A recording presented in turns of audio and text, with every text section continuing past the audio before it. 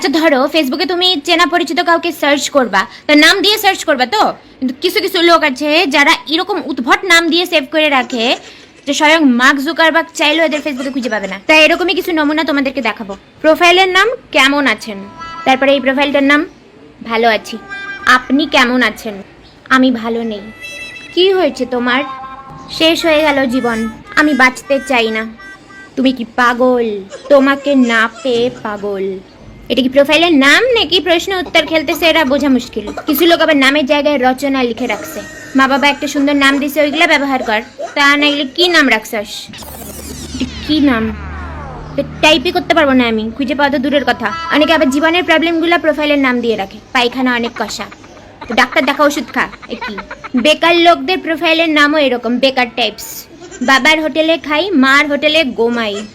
চলো না ফুচকা খাই, ইন্টারন্যাশনাল ফুচকা পাগলি। তুই একা খা।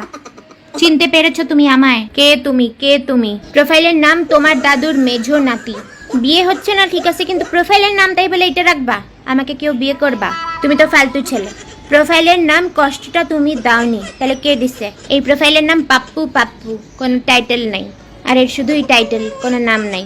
এ তো আবার প্রোফাইলের মধ্যে নিজের লাভ লেটার লিখে রেখে দিছে দেখি। এটা আবার কি নাম? মামা বাড়ির আবদার নাকি? মা বাবার একমাত্র ছেলে। এটা কি মানে পাত্র পাত্রী চুজ করা হচ্ছে নাকি? মা বাবার একমাত্র ছেলে, তো আমি কি করবো? সত্যি বলতে এদেরকে ট্যাগ করতে গেলে হালুয়া পুরি টাইট হয়ে যাবে।